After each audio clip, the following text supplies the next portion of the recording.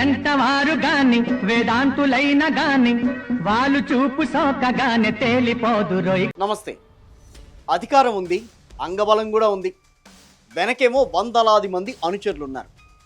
ఆయన ఏం చెబితే అది రాష్ట్రంలో శాసనం. కానీ ఒకే ఒక్క వీడియో కాల్ ఆ అమాత్యుడిని వెలవెల్లాడేలా చేసింది. పరువు పోతుందన్న భయం ఓవైపు, రాజకీయ భవిష్యత్తు ముగిసిపోతుందనే ఆందోళన మరోవైపు. రెండు తెలుగు రాష్ట్రాల్లో సంచలనం సృష్టించిన ఈ సైబర్ హనీ ట్రాప్ ఉదంతం ఇప్పుడు దేశవ్యాప్తంగా హాట్ టాపిక్గా మారింది. ఒక కీలక మంత్రిని ముగ్గులోకి దించి బట్టలోడదీయించి ఆపై కోట్లకు బ్లాక్మెయిల్ చేసిన ఆ ముఠా ఎవరు? నాయిడా వీధుల్లో పోలీసులు తుపాకులు ఎందుకు మోగాయి? ఈ స్టోరీ విశ్లేషణలో తెలుసుకుందాం. ఈ కథ రెండు తెలుగు రాష్ట్రాల్లో ఓ కీలక అధికార పార్టీ నేత ఫోన్కి వచ్చిన ఒక చిన్న లింక్తో మొదలైంది. మనం రోజు చూస్తుంటాం, అపరిచిత నెంబర్ల నుంచి హలో అనో లేదా ఏదో ఒక ఆఫర్ లింకో మనకు వస్తూ ఉంటుంది. కానీ ఆ మంత్రి గారు చేసిన మొదటి తప్పు ఏంటంటే ఆ లింక్ని క్లిక్ చేయడం. స్క్రీన్ మీద ఒక అందమైన మహిళ ప్రత్యక్షమైంది. తీయని మాటలు చెప్పింది, మత్తు గొలిపే చూపులు. సో సదరు మంత్రిని బొట్టలో వేసేసుకుంది. బాధ్యతాయుతమైన పదవిలో ఉన్నానన్న విషయం మర్చిపోయారు సదరు మంత్రి గారు. ఆమె వలపు వలలో చిక్కుకుపోయారు. ఆ చాటింగ్ మెల్లమెల్లగా వీడియో కాల్కు దారితీసింది. అలా అవతల వైపు ఉన్న మహిళ మాయ మాటలకు లోనైన మంత్రి ఆమె చెప్పినట్టుగానే తన బట్టలు ఇప్పేశారు. సరిగ్గా అక్కడే అసలు వేట అనేది మొదలైంది. వీడియో కాల్ కట్ అయిపోయింది. సెకండ్ల వ్యవధిలోనే మంత్రికి ఓ మెసేజ్ వచ్చింది.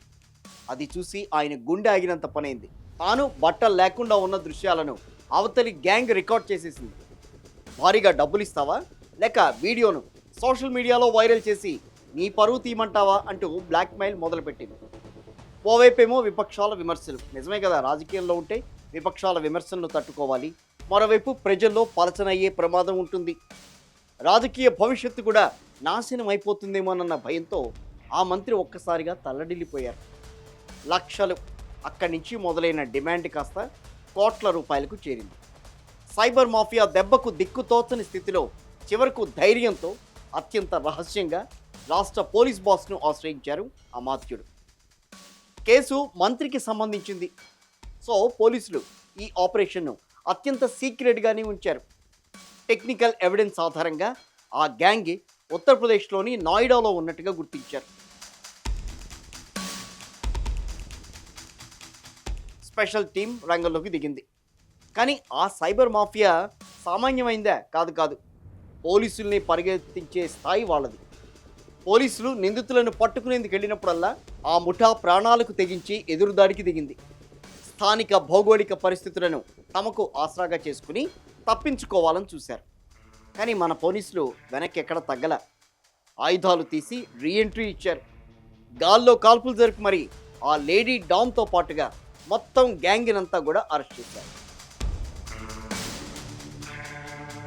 అదేవిధంగా వారి వద్ద ఉన్న డజన్ల కొద్దీ ఫోన్లను స్వాధీనం చేసుకుని మంత్రికి సంబంధించిన ఆ అశ్లీల వీడియోను అక్కడికక్కడే డిలీట్ చేయించారు. పోలీసుల విచారణలో దిమ్మ తిరిగే నిజం బయటపడింది. ఈ ముఠా కేవలం మంత్రిని మాత్రమే కాదు, దేశవ్యాప్తంగా వందలాది మంది ప్రముఖులను, సామాన్యులను ఇలాగే ట్రాప్ చేసి కోట్లు గుంజుతున్నట్టుగా తేలింది. చాలామంది పాపం పరువు పోతుందని భయపడి డబ్బులిచ్చి సైలెంట్ అయిపోతున్నారట. కానీ మంత్రి ధైర్యం చేసి పోలీసులకు చెప్పబట్టే ఈ ముఠా ఆట కట్టించగలిగారు. చివరగా ఎంత వారలైనా కాంతదాసులే అనే సామెత ఈ కాలంలో సైబర్ నేరగాళ్లకు వరంగా మారుతోందనే చెప్పాలి. సోషల్ మీడియాలో వచ్చే తెలియని లింక్స్ కానీ, అందమైన అమ్మాయిల నుంచి వచ్చే వీడియో కాల్స్ పట్ల చాలా జాగ్రత్తగా ఉండాల్సిన అవసరం ఉంది. ఒక చిన్న పొరపాటు చాలు మీ జీవితకాల పరువును తీసేస్తుంది. మీకు ఇలాంటి అనుభవం ఎదురైతే భయపడకండి. వెంటనే 1930 నెంబర్కు లేదా సైబర్ క్రైమ్ పోలీసులకు ఫిర్యాదు చేయండి.